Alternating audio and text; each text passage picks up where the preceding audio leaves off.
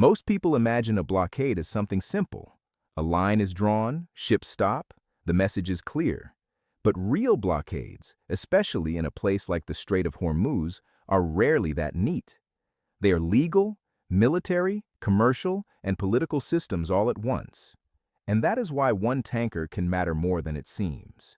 Because sometimes a single ship does not break a blockade, but it does reveal how hard the blockade is to manage, how much uncertainty still exists, and how quickly a maritime operation can turn into a test of credibility. That is exactly why the Rich Starry story matters. This was not just another tanker moving through the Gulf. Reuters reported that Rich Starry is a Chinese-owned vessel under U.S. sanctions, and that it had already attracted attention before because of its movements around the Gulf region. When the U.S. blockade began after talks with Iran failed, the ship became one of the first real examples of how this new pressure campaign would work in practice. Would the U.S. stop ships physically? Would vessels comply and turn back? Would sanctions-linked ships try to find room to maneuver? Those questions became very real very quickly. To understand the importance of this, we need to start with the blockade itself. Reuters reported that the United States began enforcing a blockade on maritime traffic entering and leaving Iranian ports through the Gulf and Gulf of Oman. The operation was large from the start, involving more than 10,000 U.S. personnel, more than a dozen warships, and dozens of aircraft. In the first 24 hours, the U.S. said 6 merchant ships turned back in compliance, and no vessel directly breached the blockade. On paper, that sounds like a firm and effective opening, but the reality was more complicated. Why? Because Hormuz is not a quiet piece of open ocean. It is one of the busiest and most sensitive energy choke points in the world. Reuters reported that roughly 1/5 of global oil and LNG trade moves through this route under normal conditions.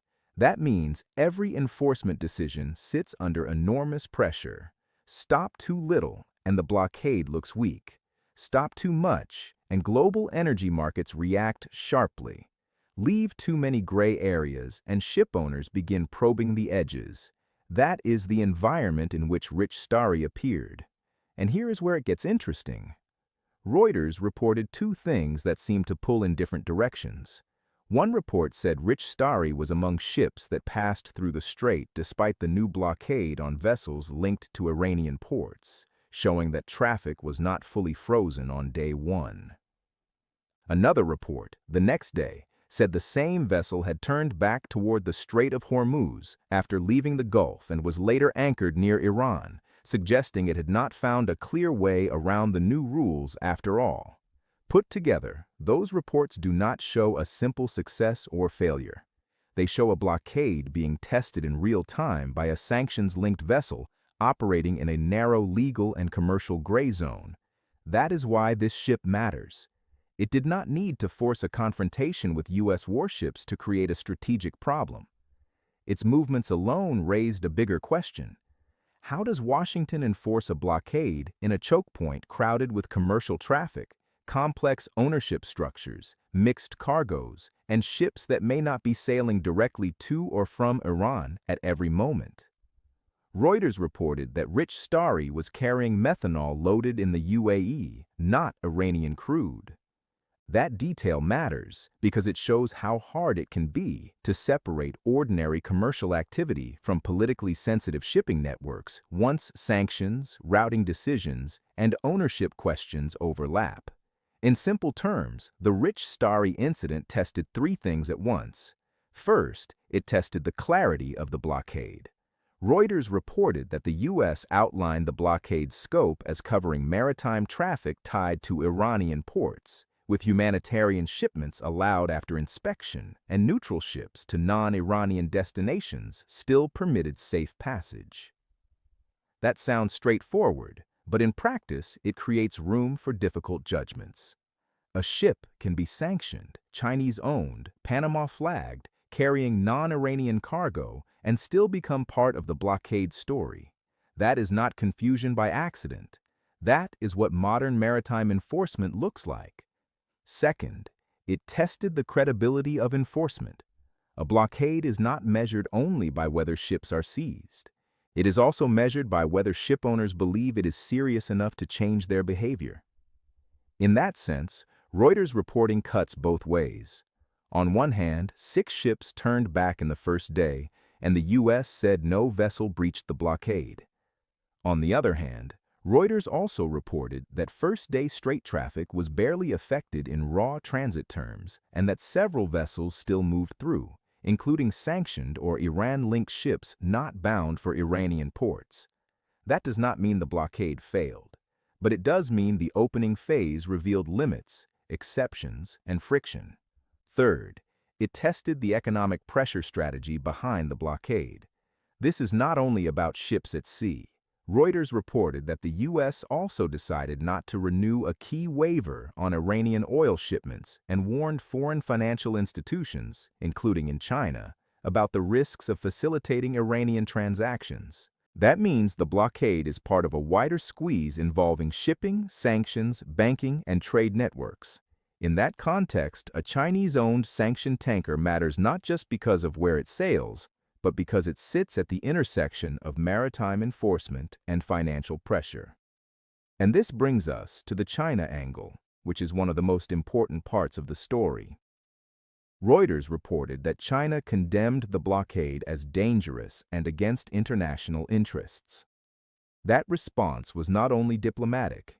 China has strong energy and commercial reasons to oppose a blockade that disrupts shipping linked to Iran and raises pressure on transport through Hormuz.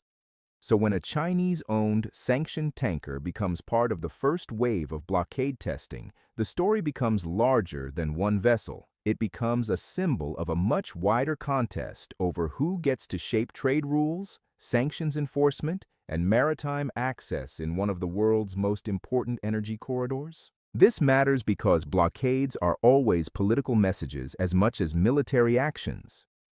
The U.S. wants to show that it can isolate Iran and enforce maritime pressure without completely shutting down the wider strait. China wants to show that the blockade introduces instability, raises commercial risk, and goes beyond what many countries would consider acceptable.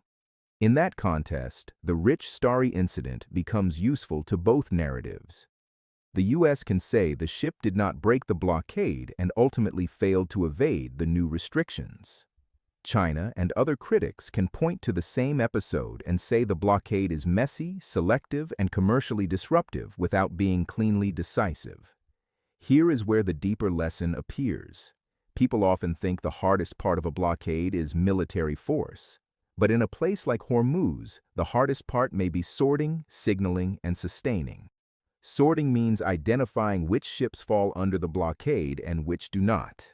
Signaling means making the rules clear enough that shipowners comply before direct confrontation becomes necessary. Sustaining means holding that system together day after day, while oil markets, insurers, importers, and foreign governments all push back in different ways. And that is where one tanker becomes important, not because it defeated the blockade, not because it humiliated the U.S. fleet, but because it exposed how difficult blockade enforcement really is when shipping networks are global, sanctioned targets are layered into ordinary trade, and economic pressure has to be applied without pushing the whole system into panic. The market backdrop shows why Washington has to be careful. Reuters reported that oil remained elevated, with Brent above $95 and WTI above $91 as constrained Hormuz transit continued, even while hopes for renewed talks appeared. That is the balancing act. The U.S. wants to pressure Iran hard enough to cut revenue and strengthen negotiating leverage. But it also has to avoid a broader shock to energy markets, shipping confidence, and allied economies. Every ambiguous or high-profile vessel movement in the blockade zone makes that balancing act harder. There is also the legal and operational side. Reuters reported that the U.S. military defined the blockade area broadly enough to cover not just the strait itself, but also parts of the Gulf of Oman and Arabian Sea approaches. That kind of extended enforcement zone makes sense strategically because it gives the U.S. more room to shape traffic before ships reach the narrowest choke point. But it also means more opportunities for ships to test timing, routing, ownership structures, and interpretation of the rules. Rich Starry became important partly because it showed how quickly one vessel can move from being a traffic data point to being a strategic case study. And there is one more reason this story matters. It tells us something about the future of the Hormuz crisis. If a single sanctions-linked Chinese-owned tanker can generate this much attention in the blockade's opening phase, then larger questions are still ahead. What happens when more ships with mixed ownership or uncertain cargo chains approach the zone? What happens if insurers, port operators, and buyers begin making different risk calculations? What happens if blockade enforcement tightens while diplomacy restarts at the same time? Reuters reported that there are signs talks may resume, even as the blockade remains in force. That means the next phase may not be simpler. It may be more complicated, because pressure at sea and negotiation on land could now unfold at the same time. So the real significance of Rich Starry is not that it outmaneuvered the U.S. Navy. It is that it showed how the blockade will be judged, not only by military power, but by consistency, clarity, economic impact, and international reaction. One ship cannot define the whole operation, but one ship can expose its pressure points, and that is exactly what happened here. The Chinese tanker that tested the U.S. Hormuz blockade did not produce a dramatic battle. What it produced was something quieter and more revealing. A first look at how difficult it is to enforce maritime pressure in a choke point where every route, every cargo, every ownership trail, and every movement on the screen carries both strategic and economic meaning. In that kind of environment, even one tanker can become a serious test. Subscribe for clear breakdowns on military news and geopolitics.